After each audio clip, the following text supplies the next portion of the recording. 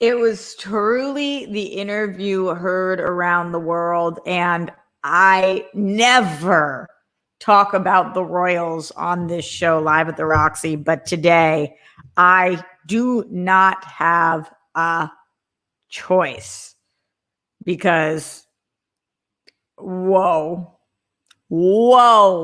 that Meghan Markle, Prince Harry, that's how we say it, Prince Harry interview with Oprah Winfrey is obviously what we're talking about here today live at the Roxy. Welcome back to the show. It is Monday, March 8th. We are on day 358 of Quarantine Edition. Holy shit, that 1 year is coming. And I would say we have a lot to talk about today, but really it's one main thing and just a lot of things in that main thing, plus anything you guys want to talk about, questions, comments, concerns, streamlabs.com/Roxy Striar, and in the super chat. If you did not watch the interview, no worries, I'll break it down. If you don't give a fuck about the royals, no worries. It's still bizarrely interesting. I'm telling you, it's a whole thing. Also, I have been giving you guys updates on Alan v. Pharaoh, the docu-series on HBO Max. I am 30 minutes into the episode because I did watch the Meghan Markle interview instead last night. So I am only half an hour into this Alan v. Pharaoh. So we're going to talk about that one tomorrow. If you guys want to watch it, make sure you watch it. In the meantime, otherwise, I will fill you guys in. But it's so crazy when I went from the Meghan one to that one because it's like the Meghan stuff is so fucked up, and we'll talk about all of that. But then quickly I switch over and I'm watching fucking Alan v. Pharaoh, and I'm like, there are just so many things going on in this world. It is overwhelming. It's overwhelming to pick which causes and which fights you fight and what you give a fuck about. And like the end of the day, can't people just show more chill and more love and be more relaxed? And like, don't be a pedophile. Don't be a racist. Don't be sexist. Don't be a bigot. Like if we could just get those things under wraps and a couple other things, we're in pretty good shape, but we just seemingly as a society fucking cannot. And it's really, really disturbing and incredible. I just, whoa. So all of that, and it's not even 1 p.m. We're up early today. We're going live early today for a couple of reasons. Number one, because I'm anxious to talk about this stuff and I want to fully break it down. We did SEN today, but we didn't get to go fully into the Meghan and Harry stuff. So I really want to talk about that. And then number two, because Darina's coming over in a little bit because we are planning Steph Sabra's birthday party. And by that, I mean the Whirl Girls episode. We are giving Steph Sabra's birthday a whirl on Wednesday with you guys. So Dee and I are going to have a little planning, a pre-party plan, PPP, bye-bye, all of those things. Yeah, Kay Walton says, yeah, people can be truly horrible waiting for the Prince Andrew doc. I know, but it's like we haven't even scratched the surface with the royals. So we're definitely going to try today to break all of that stuff down. I'm going to start in the Streamlabs. I'm going to go to the super chat. I would love to hear from you guys or any of our people in here, Brits, any of our Brits, please talk to us about how you're feeling. We would love to know what your thoughts are on this. And then everybody else as well. I want to hear from you guys. Streamlabs.com/Roxy Striar. Did you watch the doc? Did you not watch the doc? How did you feel about it? Were you surprised by the things? Were you not surprised by the things? Were you surprised by how surprised other people were by those things?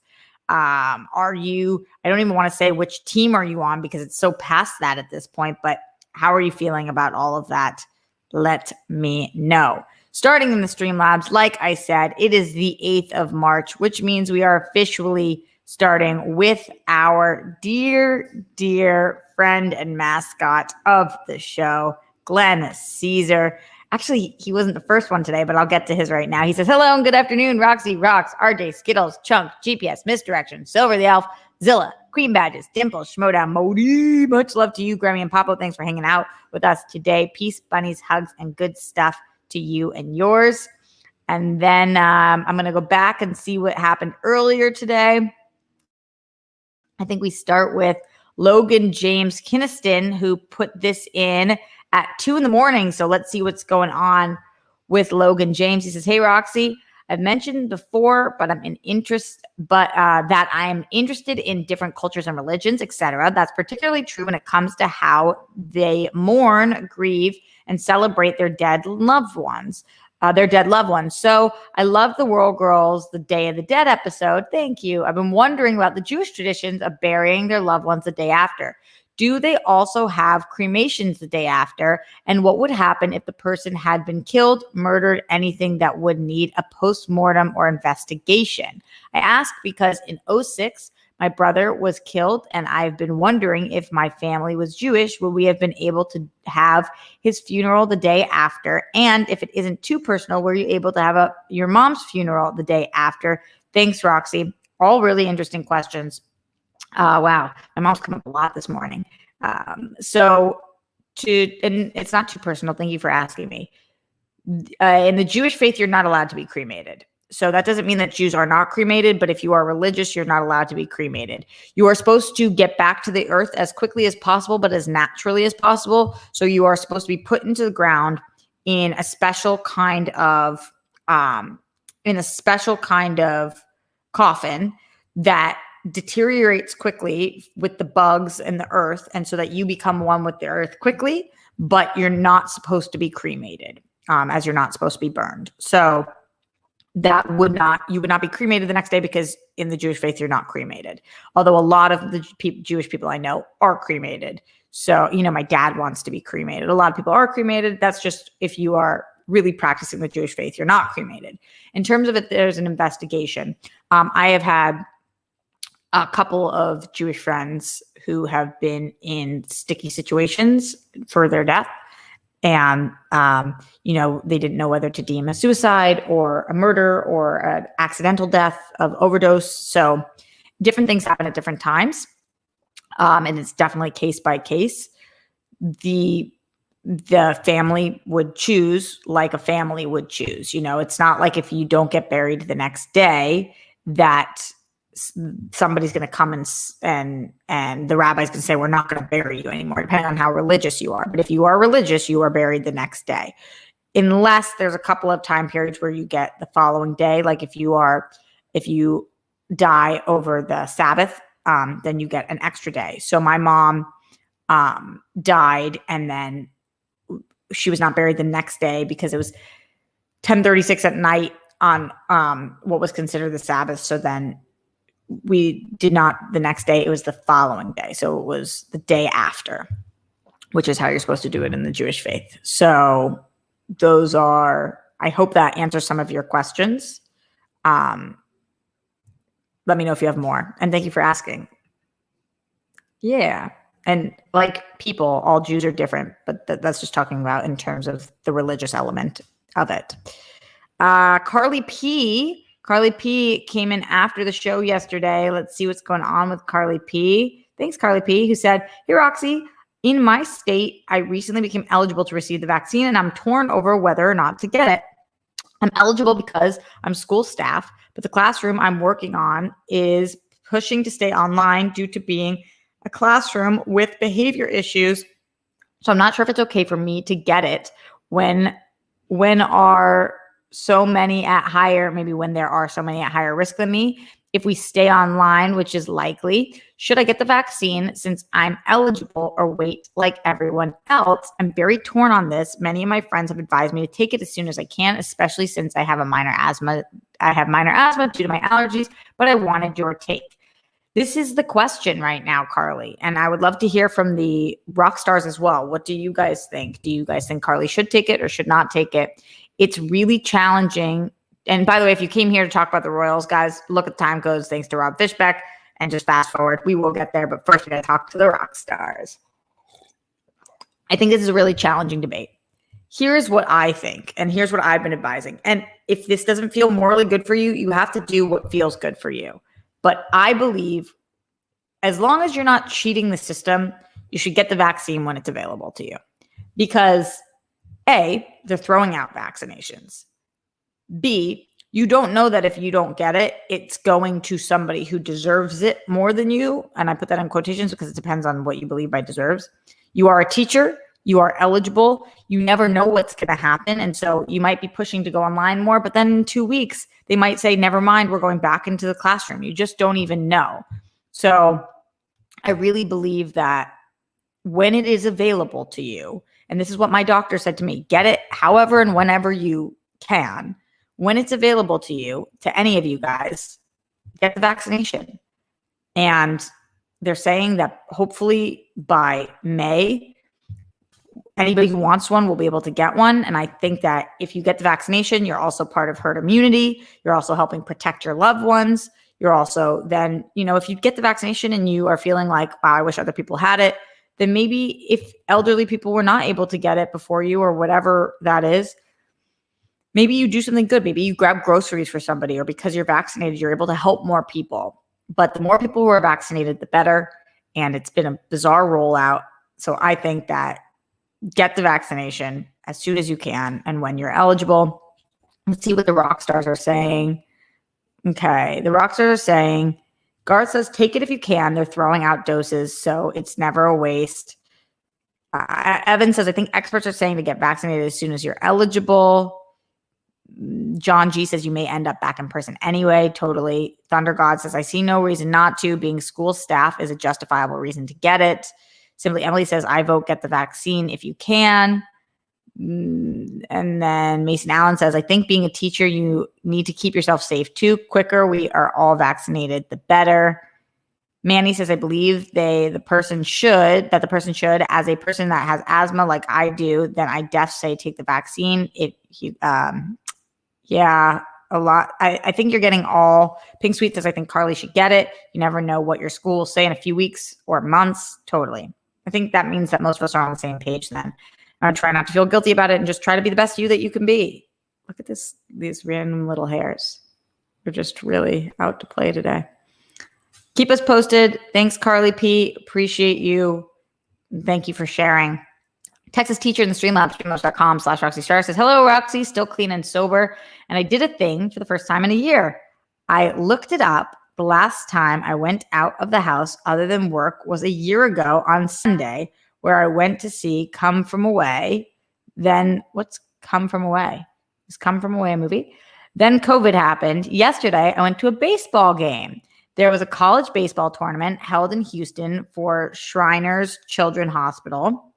And I took my parents. We are all fully vaccinated. We didn't eat. We wore masks, bought the row and the row behind us. We stayed as safe as we could be.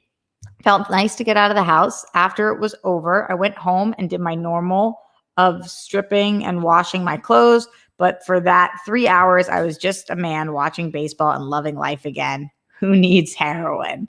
For those 3 hours, everything was back to normal before the world crashed down on me again. I loved every second of that 3 hours. Also, we need to score a win as Derek Chauvin, cop who killed George Floyd, starts his trial today. It's not everything, but something. Just remember how 8 minutes and 46 seconds changed the nation on May 25th.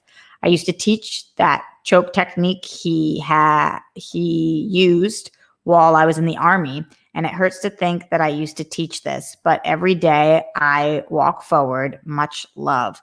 That's a lot to unpack, Texas teacher. I'm really glad you were able to go to the game. I'm glad you were able to take your parents to the game, and I'm glad that you were able to live a little bit of your life and do it safely under all of these things. In terms of teaching people to do that, I would try to be as easy on yourself as you can, Texas teacher. You were in the Army, and that is a whole different beast. I don't think a single one of us in here is thinking, why would Texas teacher train people to do that? That's what you have to do when you are protecting the country and when you are, training people. That's not you training cops to abuse power. That's you doing what you needed to do. So thank you for your service as always, Texas teacher. And I hope that you're able to, like you said, walk forward. I'm sure there's a lot of stuff going on inside you, but I agree. Who needs heroin when you've got things like that? so much better. And unfortunately, what using heroin or drugs or alcohol or any of those things for you means is that you don't get to do things like that with your parents because you've learned what that looks like on you. So I'm really, really proud of you. I'm really happy for you. And thank you for sharing all of that with us today. Matthew Gold in Streamlabs says, just watched Meghan Markle Oprah interview. Do you really think in the royal family is racist and doesn't want black heirs? That is what I got from it. So we'll definitely talk about that, Matthew. It's a good tease to what we certainly will be talking about on the show today. Going into more Streamlabs before we get to that, though, streamlabs.com/Roxy Stryer. Glenn says, first, this is going to be a different spiel from me today. Not sure yet how long or short it will be or exactly what I'll say, but I've seemingly opened the floodgates, so here goes. Again, RJ, my hope is that this is to the point and doesn't derail your show. I guess we'll see, Glenn. Today, this past year, plus Glenn Caesar's life, I know speaking in the third person seems odd, has been a series of spiritual tests for me. Some I've failed, some I've passed, but I consider the main question to be CP, why? The answer, I believe, is simple. To learn to accept, appreciate, and embrace all of me, to love myself, warts and all, aka be thankful for the good, the bad, the ugly, and the blissful. It was also to learn to repair and make myself whole, complete, and full again, so that I could help others do the same for themselves by being a living example. I always knew that CP was completely curable through energy, time, and focused effort. So I could untwist the unnecessary energy of my body like a screwdriver twisting a screw counterclockwise.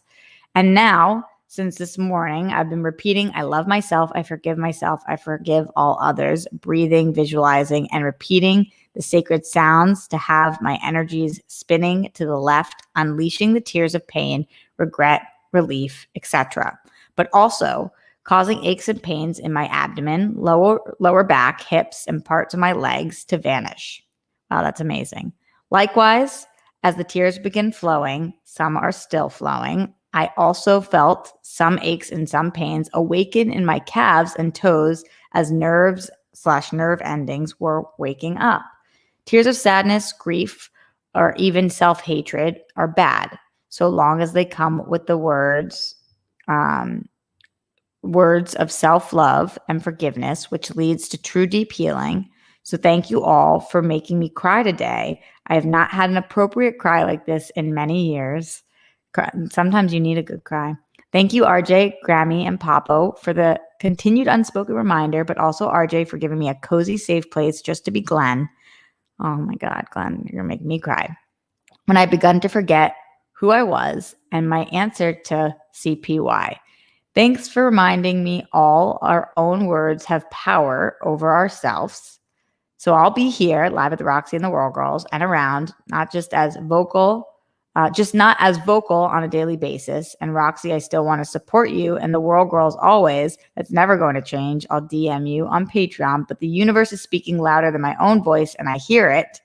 The who I was, I am no longer. The who I am, I have become.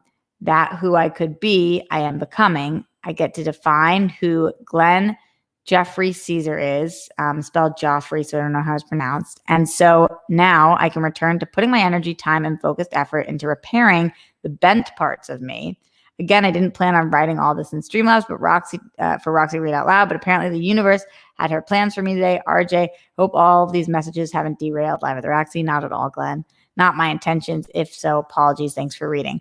Glenn, I don't know fully what your intentions are, whether that means you're taking a step back or whether you're going to be here with us or how that looks, but we appreciate you and thank you for sharing. And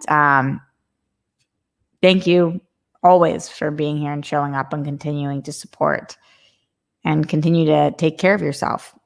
So that. Okay. Going to a couple more things in here in the Streamlabs before we move forward. Apollo 3JP says, fam, she better name that daughter Diana and burn that entire monarchy to the ground. I agree, Apollo. I kind of think they should. Side note, did you say it was Sabra's birthday? Let me be the present. I'd make a phenomenal gift. It's on Wednesday. Wrap up. Ember says, hi, Roxy. I don't know if you're taking dollar donations. I know the World Girls aren't. Makes me sad, but I understand. The interview was crazy. What stood out to me was Meghan expressing suicidal thoughts and no one helped her. And Harry was too ashamed to reach out. I know. We're going to definitely talk about that as well. And yes, I am. I don't know for how much longer, and I don't know what the next version of the show will look like, but I certainly am. Yeah. Okay, Walton in the Streamlabs, streamlabs.com/Roxy Stryer says, don't care about royal family, but I am pro not being in a toxic environment. Good for Harry and Meghan and wish them the best. Yeah, definitely. I mean, that's the thing. Like, even if you are not a big royals person, like I am not, it's just so the interview was just so damning. I guess that would be the best way to put it. And it's just bleh, like toxic, totally. Ryan Payne says, saying it here, and as always, Miles Cosgrove, Brett Hankinson, Jonathan Mattingly, arrest the cops who killed Breonna Taylor, all three of them for killing Breonna Taylor. Justice for all the victims of police brutality as we hold those accountable for causing said brutality. It's a good way of putting it. Thank you, Ryan Payne, for that. Rob Fishbeck in the Streamlabs, streamlabs.com/Roxy Stryer says, so I have a whole slew of videos I'm dropping on Twitter and YouTube this week to celebrate the countdown to 365 for you and for all the rock stars. Some laughs, some heartfelt moments, and all the love. Cheers to you, Rox. First one just dropped. Oh, that's fun, Rob. Thank you for anything that you're doing or anything you guys are doing. I really appreciate you, and I cannot wait to go watch those. So shout out to y'all and to you, Rob. Also, happy International Women's Day. You know, go fucking women. And interesting that this dropped last night leading into International Women's Day. So let's talk about it. There are more Streamlabs coming in. Please keep sending them in. Talk to me about Meghan Markle and Oprah and all of that stuff. I want to hear from you guys. Oh, quick super chat that came in. PLD, working so I can only stop to say hi, leave a like, and make sure people hit that thumbs up. See you tonight, Roxy on Chill. See you tonight, 8 p.m. Pacific. What's good? All right, let's talk. Send those Streamlabs. Send those thoughts. Meghan Markle and Harry. I'm going to be honest with you guys. This is how much I don't know about the royals. I don't know his last name. Prince Harry. Harry Phillips? What are the royals' last names? Charles Whitten? I'm not fucking you guys. I don't know. I don't know what their last name is. I'm just going to be honest with you. I don't fucking know their last name. So that shows you guys where I'm starting with this. I have very little base knowledge of the royals. I say that to say that there could be a huge chunk of this that I'm missing. This could be, I could really fully not understand this. I was born in America. I am American. I don't know anything about what it's like to grow up in England. I don't know anything about the royals. I don't understand the royals. I have a lot of British friends. A lot of them love and respect the royals. I don't fully get it. I've seen The Crown, and that's, oh, you guys are telling me it's Windsor. Wow, I really would never have gotten that. I really, truly would never have gotten that. So there's that. Mountbatten, Windsor. I had no idea. So Joseph says Wales. That sounds right to me. Sounds right to me. So I really, truly don't know anything about the royals. So that's what this is coming from. And I think that's important to acknowledge because there could be other perspectives on this that I'm really, truly not getting. And I know that they mean something different to other people than they mean to me. But this is, from my perspective, I watched this documentary and it was disturbing and upsetting because what we were watching was a documentary about a woman who probably knew just about as much about the royals as I do going into this relationship. And she opens up about multiple things: losing her father, having her miscarriage, wanting to end her life, and the lack of support from the firm. I put that in quotations because I don't know what that means, but I guess like the seniors, the royals, whatever it is. And she opens up about all of that.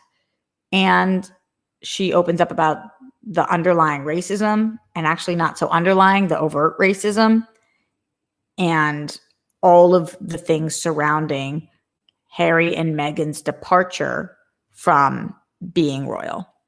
And I really did not understand a lot of it. Meghan expresses at some point in the interview that she felt like going into the royals, she was like, I've been around celebrities my whole life. I'm from Los Angeles. That she thought she was marrying into like a famous family. But then she now knows that this is nothing like that. And it's not like a famous family. It's something else. So I am with her that I thought that they were a famous family. I don't understand the other parts. So what I see is a racist, sexist family. That's what I see. Again, I don't get it. So that is coming from somebody, a complete outside perspective. But when I look at it and look at the way she was treated and look at how she was treated differently and look at the difference between how men and women are treated and then how white women and black women are treated, or just white women and women of color are treated, this looks like, to me, a famous racist family. And I don't mean to laugh because it's funny. I'm laughing because I get that I'm talking about a queen and that I don't know what the fuck a queen is. So and I'm not just talking about the queen because apparently the queen is the best of them, seemingly. But I guess I'm talking about a whatever Charles is. Is he a prince or the king? Whatever Charles is. And then I'm talking about whoever the homeboy brother is, William, and Caitlyn, the fuck is her name? Kate Bishop? Nope, Kate Bishop is the Marvel character. Kate Middleton. I knew I would get there. Kate Middleton. I'm talking about those people. So that's what that seems like. Now, what is so ridiculous is what ended up coming out, and we don't know from who. There's a lot of ridiculous things, but one of the biggest sticking points of the interview, I think the one that's making the most press, the one that people were most appalled by, is the fact that both Meghan and Harry talk openly, but not that openly, about a situation in which they are speaking to a member of the senior family. So there's 8 people in the senior family, I guess. And so a member of the senior family was speaking to Harry and was saying, what are your children going to look like in regards to his and Meghan's children?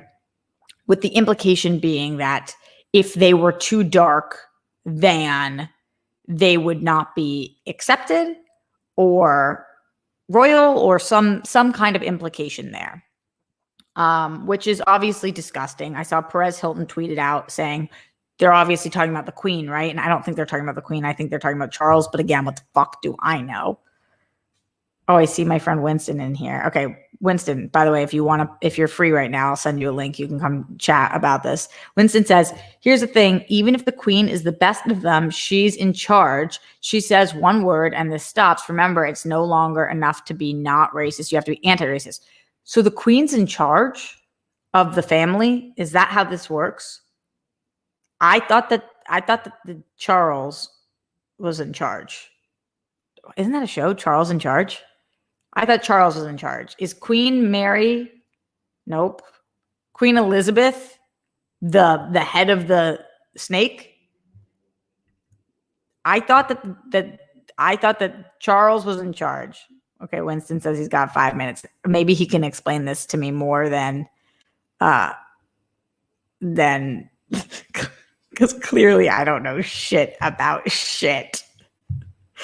Oh, thank God for Winston always popping on the show when Roxy's in the middle of drowning about topics that she's so interested about but knows absolutely nothing about. Charles in Charge. This is a show, right? You guys tell me. Charles is not in charge. Oh, okay, Sally. Good to know. She's okay. So completely agree with Winston. You have to be anti-racist. Yes, Black Lives Matter. This we all, if you're in this show, you definitely agree with that. And I don't know what the Queen has done to be anti-racist, and I don't know what. But I didn't know that she was in charge. I guess that's stupid because she's called the Queen. Is Charles the king? Is a queen more important than a king in this realm? Is it called a realm? I mean, there's a lot. Adrian says, Roxanne British, you want me to explain? I do, but I also want Winston to explain to us. I think I might even have his. Oh, shit. Hold on. Hopefully his camera will pop on. Yeah. Can you hear me? See if I do. Yeah, I keep it right here. Wow. Look at who was prepared for this. Can I hear you? Yeah. Hi, honey. How you doing? Well, clearly I'm doing confused. Queen. So tell me, did you watch this? Did you watch? I just finished. So I only saw about the first half hour of you guys on SEN, which y'all were killing it, by the way. Do not appreciate y'all taking drip to take out a whole new meaning. That was something else. But I decided I needed to watch this because so many people were talking about it. Like Black Twitter was roasting British Twitter for hours before British Twitter woke up, and then British Twitter woke up. And then Black British Twitter started roasting Piers Morgan and anybody that was defending the royal family. And I was like, this is what I live for. So I was like, explain what's going on. How did you feel watching this? And are you familiar with the royalty in general? Only in the sense that I'm very aware of the way that the monarchy and the actual commander-in-chief type scenario has been separated, so that obviously what we know is that the royal family is really figureheads at this point. There's a lot of responsibilities they still have and whatnot, but the actual political power is obviously the prime minister, parliament, all that kind of stuff. So I know that. But as far as if there's a British person here that's watching that can correct me if I'm wrong, because I'll admit if I'm wrong here. Someone tried to say that the Queen's not in charge. Okay. In the idea that she's 90 something, so 90-year-olds are probably only as lucid as can be, certainly, but she's still the Queen. Literally nobody in the royal family outranks her. So whether there's or not no king. No, I mean she has. I'm pretty sure she's married, so she has a regent. But no, there's no. What? A regent is someone that marries kind of into that situation. So the Queen is the royal figurehead. If she's married or if she got married or whatever it is, they wouldn't come in and just start ruling because they're a dude. She is the crowned monarch, the person. So she sets the rules and the tone. As far as she is the head of the family, period. That's just how that works. So if there is somebody that calls the shots because she's as old as she is or something that I don't know about, I'll openly admit I don't know that. But hear me out on this. Regardless if somebody else is in charge, it's very simple. If the Queen says, y'all gonna stop talking about my granddaughter-in-law this way, y'all are done. It's over. Period. I don't give a fuck who's in charge. She is the goddamn Queen. So why do you think, Winston, that both Meghan and Harry seemed pretty defensive of the Queen in this interview as opposed to the other people? Well, right. And so I still think that is something to that point. They are probably saying our grandmother has never been the one perpetuating anything. And I still think that that's a big deal. I think that they're straight up just trying to be like, Grandma's not doing that. That's not on her. And I give her some credit for that. But again, we're not in a place anymore where it's like my friend Roxy Stryer doesn't use the N-word. She doesn't do this. She doesn't do that. So good enough. Yeah. It's Roxy actively heard someone drop an N-bomb and cussed them the fuck out. Roxy saw me being attacked by the cops literally for just not showing my ID. And Roxy started filming and screaming and doing all sorts of stuff to protect my life. You can no longer just say, well, I don't say racist things, so I'm good. You're being neutral. By being neutral, you are not helpful. So what I'm saying is, if the Queen did not actively do things to protect Meghan, because she clearly was being attacked by the media, being criticized by people within the family or the firm, I've learned that they call it and whatnot, then that's like Aaron Hall saying I'm giving the Queen more power than she has. No, the Queen is still the Queen. If the Queen says something, people listen. Regardless of if she's in charge, she still is she is the fucking queen. Yeah. I have a question that I don't exactly know how to phrase, but I'm curious your thoughts on this. So I'll try to piece it together. What do you think? Do you think this would look differently? Like Meghan Markle is very, very light skinned. Mm-hmm. Do you think this would look different if she was not as light skinned? I actually have a feeling, I don't know how they would have pulled it off. If she had been darker, I don't think they would have let Harry marry her. It was already trouble trying to let Meghan into the family. I would put dollars over donuts if it was a dark-skinned black woman that had married Harry, that this would have been infinitely uglier, which is in and of itself disgusting. You know what I'm saying? Like, it's just the fact that anybody in that family had a conversation where they were like, well, what do we do if Archie comes out kind of dark? Is like, what the fuck? Like, that's insane. That is fucking insane. So I agree with you. I don't know. I'm not. Oh, hold on. So let's see. She's the figurehead of the royal institution. She's not calling the shots. She's following the protocols that are in place. Okay. So again, my question is, who are they in place by? Who put them in place? Aaron, if you know so much about this, please explain this to me. So who in the royal family is in place that are making these calls? Just real talk. Let me know, because then maybe I don't. Because again, from the government side of things, I get that 1,000%. The royal family has nothing to do with the government. That is the prime minister. That is the parliament, etc. I get that. So who is in charge in the royal family? I feel like that would be like saying that the president didn't put, like, whoever the president after slavery was put in place, that doesn't take it away, but they didn't put it in place. Like, it's still, you still have the power to stop something. Like, you can't, I don't know how the parliament works. Are they no, they're not the parliament. I don't know how the monarchy works.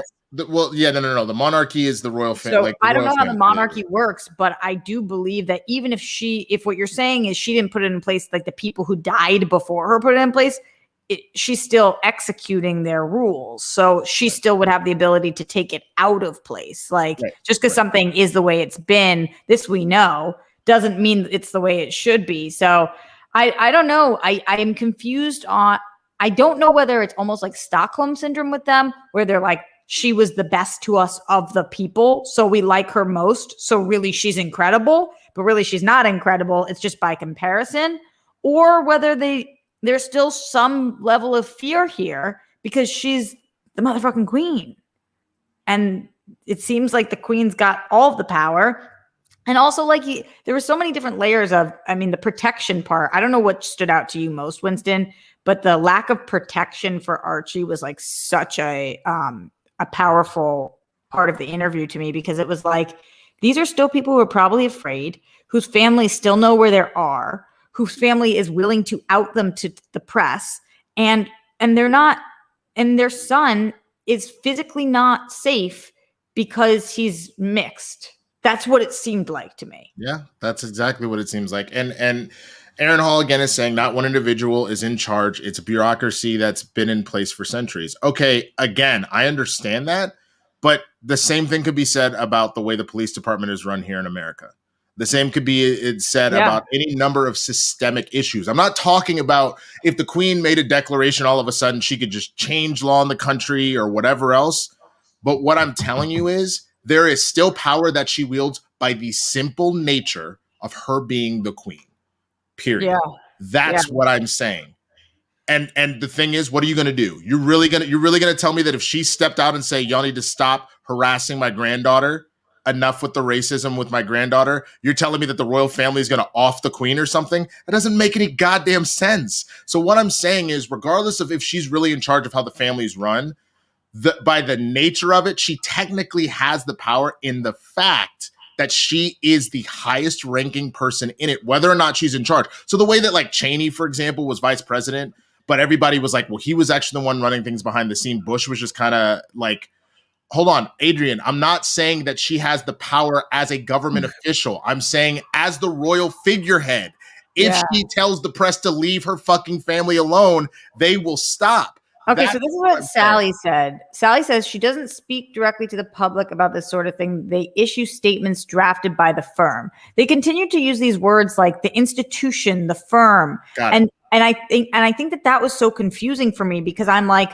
who the fuck is anybody talking about? Like, Sally, are you saying that she cannot speak to? Because I feel like that's a solid question that I don't know the answer to either. And if I don't that's know. what you're saying, if that's what y'all are trying to say about she doesn't have the power to speak, then that's even more terrifying in the fact that apparently the most powerful figurehead, maybe not the most powerful wallet, but the most powerful figurehead in England literally doesn't have a voice. Because like, who has the power? If she's not allowed to, who's keep preventing her from doing that? That's what throughout the whole interview, I just kept thinking like, it's so hard for me to imagine because I'm like, I have a phone, so I can call whoever the fuck I want and say whatever I want. But then Meghan goes into the part where she's like, they took my passport, they took my phone, they took my keys. Like, I don't know. Does the queen have those things? Does she?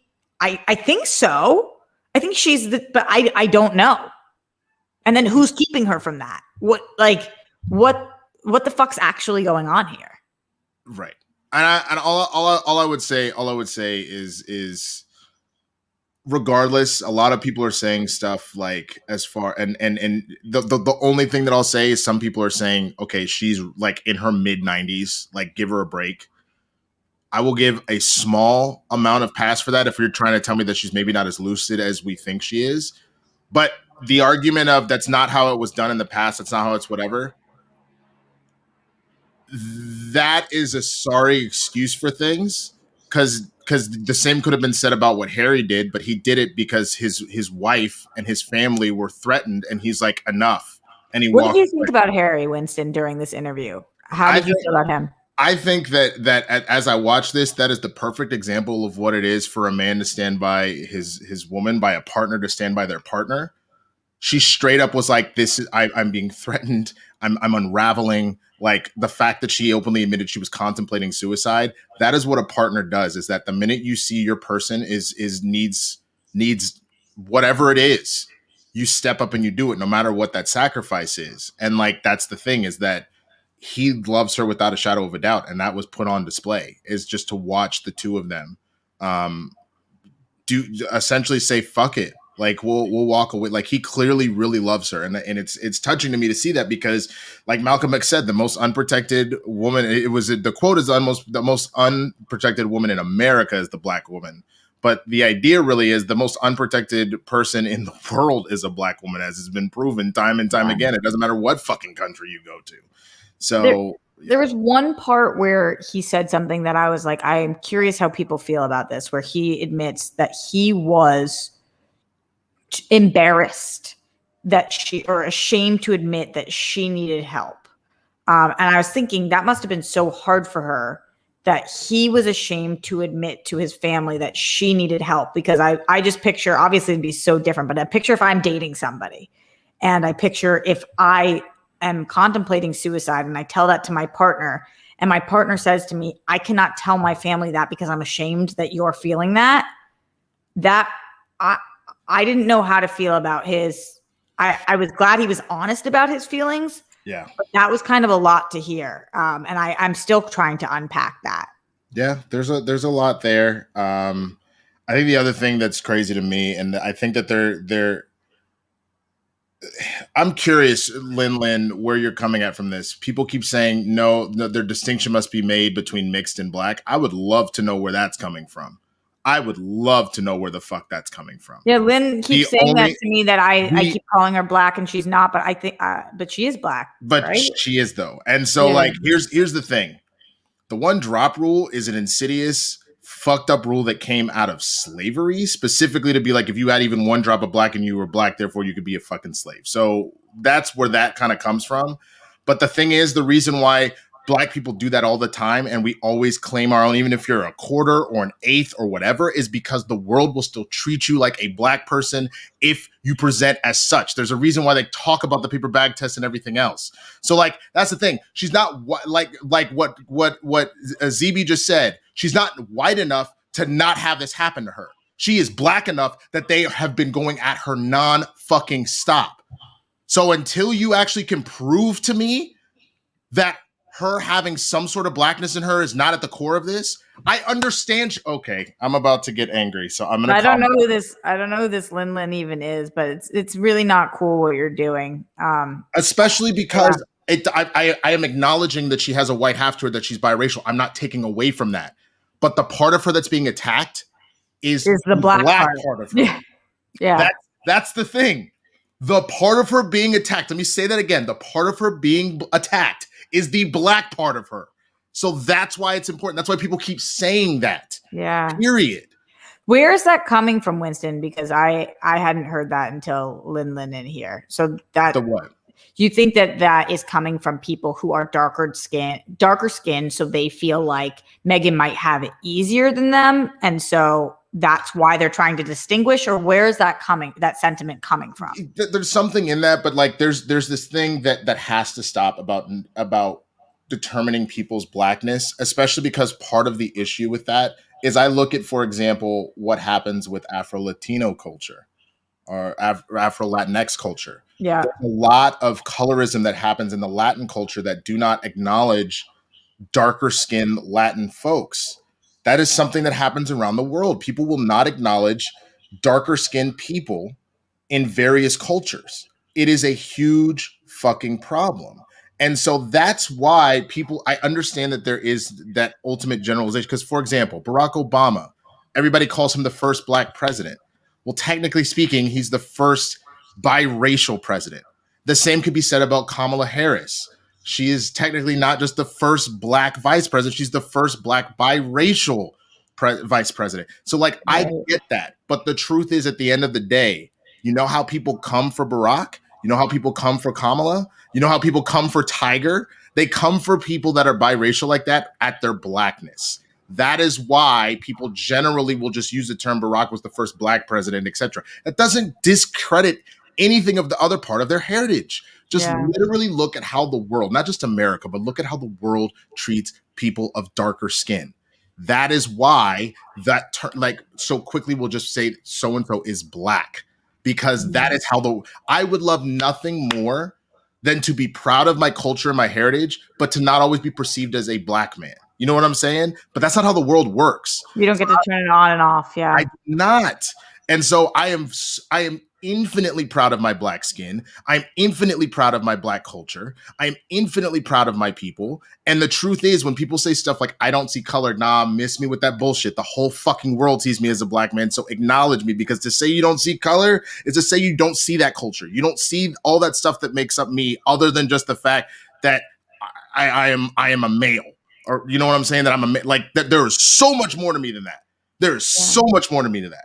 Just like people are identified by more than that, but that means every part of their identity is a part of their identity. You need to acknowledge it. Well, it feels like the rest of the people are totally on the same page as you. So, yes to all of this. You guys are amazing. Winston, was there anything that you felt like you wish Oprah had asked, or maybe she did ask but wasn't part of the special, that you kind of wanted answers to, or questions that you had? No, I think they covered a lot of what I was curious about. It just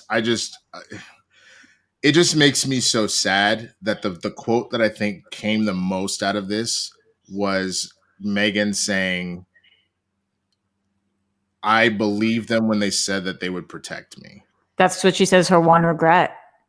That was heartbreaking. So heartbreaking. That was so disheartening. That's that same type of shit where, like, can you imagine you go into the White House and you're thinking that, like, the Secret Service will take care of me. The PR team behind this will take care of me, et cetera, and you just get eviscerated the entire fucking time. Like, that was just soul crushing. Absolutely soul crushing. Because you're out here thinking because it's very clear that she had her own, like, little career going, her little amount of fame and stuff like that. She didn't give a shit about that. She really loves this man. It's something that I get worried about all the time, just because, like, being with Kristen, you know, she's warned me. She's like, most of her family has been mad cool, but there are some people that we might have to have some tough conversations with, and it scares me. It scares me all the time about what that could end up looking like. You know what I mean? And so for that to happen, but then to happen on a international scale, I can't even imagine. And not just as because it'd also be one thing as a man dealing with that. Mm-hmm. For her to deal with that as a black woman, like that is a whole other echelon of criticism. Like the fact that like they were talking about the baby bumps. Kate holds her baby bump. Oh my God. That was crazy. She's so sweet. Look how she cares. Meghan does it. She's so vain. She's so prideful. Why are you so obsessed with your bump? Are you fucking serious? Yeah. And with the avocado thing too. It was fucking nuts. It's nuts. crazy, dude. What do you think should happen now? I think that the royal family should do the same thing that fucking they won't, but the same thing that happened to this chick Rachel on The Bachelor, and they should have a real come to Jesus, and they should have someone hit them up about some shit, and then they should show how they are going to actively work against breaking down the systemic racist system. But I don't know if that'll happen.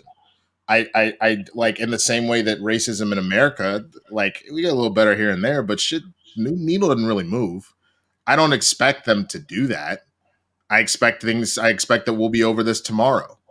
And what I sincerely just hope at this point is that Harry and Meghan specifically, and their soon to be, and then young Archie, I just hope that they genuinely are protected now. I hope that they are set up to be able to just live their lives and to stay away from this. I know them being who they are, they're going to have to deal with shit forever, but I just hope that this is the beginning of them being able to just live their lives.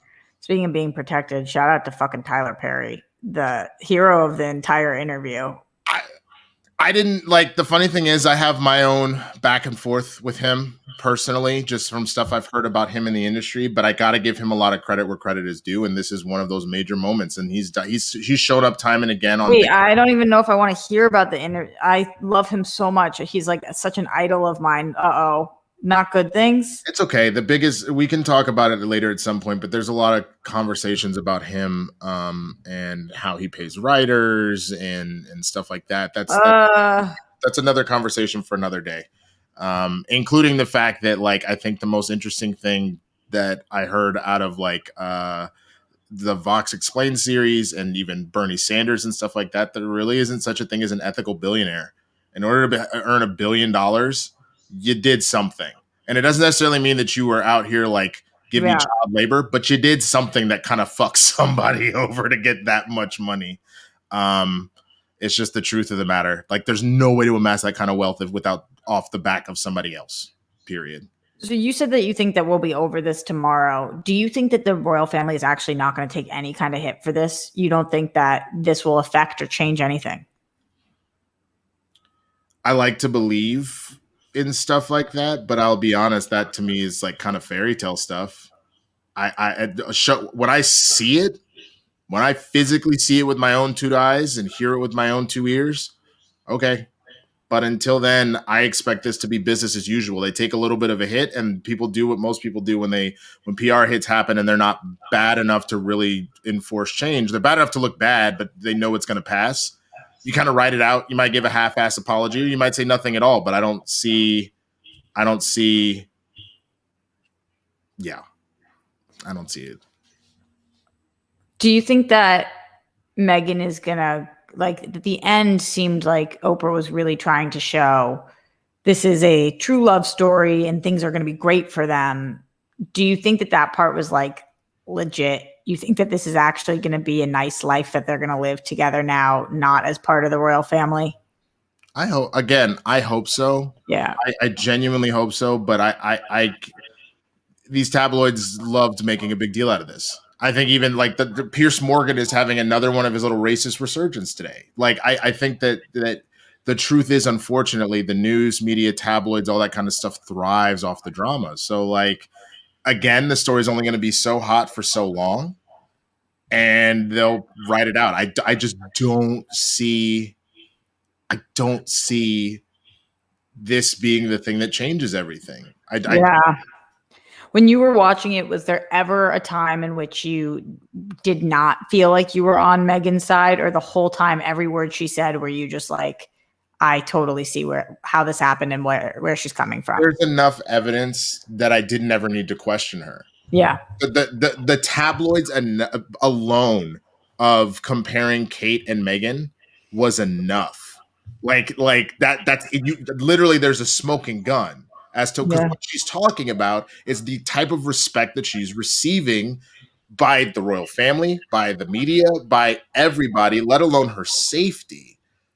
You know, and the fact that as Harry brought it up, which was so sad when he was talking about his own mother and how that went down and why he's so upset that him and his father haven't been able to kind of bond over this and put a lot of stuff behind them, is kind of like Diana was the queen that everybody loved, and she was white and she got killed because the media got to do whatever the fuck they wanted, and that, you know, the paparazzi got her killed in that thing. So like I just don't. It's ugly, man, and that's for someone that doesn't have any, you know, black in them in that regard. Thank God that Meghan got out when she did, but she's still gonna have to deal with bullshit. I wanted to hear more about that because there was that one line where Harry says, you know, we're living off of the money my mom left us. That's the only way we've been able to survive. And, you know, it's almost like she saw this coming. And I had so many thoughts about that and so many questions about that, but also like, how did that work? How did Diana leave them money? I don't even know this is how much I'm ignorant to this. I don't even understand the logistics of what that looks like. How does that even work? I really don't know. Yeah. I honestly don't know. I don't know. But it's here nor there. I'm it's of the mindset at this point that like let go and let God. That's pretty much all I can say, is because like again, you feel like this is just another thing, just like it's another thing. The only thing that I can hope at this point, and this is the same thing I've said, is that you would hope that you get to a point where you could go, like, for example, the poet laureate that spoke at the inauguration. You heard that she got harassed the other day, right? Mm-hmm. That she was going into her own building. The security guard was following her around. You don't belong here. Like, you don't look like you live here. Like, prove to me you live in. It's like, bitch, I used a key card to get in the fucking building. Like, I live here. Leave me alone. Yeah, I saw that. Like, that's what I'm saying. It doesn't matter who you are. Like, all the bullshit that so all I can say is the only way that this will ever change, everybody within their station has to say something. Everybody with their platform, everybody within their friends and family, everybody within their own circles has to be the agent for change. That's a great way of putting it. Your own station. Yeah. And then it'll stop. Everybody has to simultaneously make, I'm going to make a Dragon Ball Z reference. I'm going to get the fuck out of here. In the same way that if we're literally trying to spirit bomb away some fucking racism, everybody got to put their hands up and throw some energy in that bitch. You can't just expect Goku to do it for you. Goku needs every motherfucker to put their fucking hands up and put some energy into blowing away racism. That's the only way that shit works. Is that the Kamehameha? That's the Kamehameha. No. The spirit bomb is a move where literally he borrows energy from everybody that can hear him. So all of Earth, all of the universe, whatever, they all give a little bit of their energy. And then that makes a massive energy attack. And then that will destroy whatever. So again, the only way to hit racism with a big of enough attack to take it out is we all have to do our fucking part. I mean, you're speaking to the people right now because everybody is feeling you. Like, I mean, it might have gone over my head, but hey, they're all fucking getting it. So I love when the nerds collide to talk about real world things. That's amazing. Winston, thank you for coming on. I know you're busy, honey, but I really appreciate it. Thanks for explaining everything to us. Love you, my dear. I love you, honey. Talk to you soon. Bye. Thank God for Winston, not just today, but every fucking day. He has quickly become one of my closest friends, and I am so fucking grateful for him. And Lin, you had to hit him with that stuff. Like, let the man live. Oh, it's just no. Just no, Lin. Just fucking no. All right, let's get to, I think you guys put super chats in here, but honestly, I just wanted to hear from Winston because what he had to say was much more interesting than whatever my fucking dumbass thoughts are on that. So we'll go to the Streamlabs. The super chats are gone. So just write in if you had something. Just say, I said this in the super chat and I will get to it. I know that's my janky way of doing it, but going into the Streamlabs, streamlabs.com/Roxy Stryer. Let's see what it is that y'all have to say today. G. Smith says the royal family is paid by British citizens and works for the firm. They are figurehead employees of royal blood. It's a fake power perpetrated by the firm and tabloids. You can't say whatever you want on SEN, and neither can the queen. So who's the firm then? I thought she was the firm. G. Smith, this is also confusing to me. Garth Harkness McMurray says, takes many colors to make a rainbow or painting. We need all colors of people to make the world beautiful. I'm sick and tired of bias and hate towards anyone based on their melatonin levels, not their character. Love unites, hate divides. That's very sweet, Garth. Thank you for saying that. Continuing in the Streamlabs, streamlabs.com/Roxy Stryer. Let's see what's going on in here. Okay. Adrian Bailey says, hi, Roxy. How are you? Love the SEN show today. You were great. I have respect for you. Steph and Darina, the War Girls, are awesome. Subscribe for good times and listen to Darina's sexy Mexican accent. Love you, Roxy, and the rest of the War Girls. Thank you. I'm doing okay. Thank you for asking, Adrian. You rock. Krista says, I'm currently a junior at BU and I always wanted to be an actor, and I'm starting to think I'm not going to be happy doing anything else, but I don't even know where to start. Any tips? Shout out to you, Krista. Not related to this, but we go like this we're a roller coaster show. So I feel that. I think that hopefully you're majoring in theater or doing some plays or something there. I think that try to get involved in local theater, try to make short films on your iPhones, whatever it takes, see how much you love it. And if you know you've got to do it, then you got to make the leap to probably New York, Los Angeles, but you can take a little time doing so. I can give you more advice at a later point, but thank you for saying something. Garth Harkness McMurray says his full name is Royal Highness Henry Charles Albert David, Duke of Sussex. No last name. The official surname of the royal family is Windsor, which was decreed by King George V in 1917. However, Queen Elizabeth made a small amendment to change that. Oh, I didn't know. Glenn Caesar says, good thoughts and good vibes to you, RJ, on garnering all much deserved success. Good luck with all those filming and auditions and or bookings or other projects coming up. What's for you is yours. You're earning it because you fucking rock, Chunk. Thank you so much, Glenn, for saying so. Appreciate you. You guys always tell me that I can see what's going down in the super chat. And I mean, the super chat goes in the Streamlabs, but I just don't fucking know how to do that.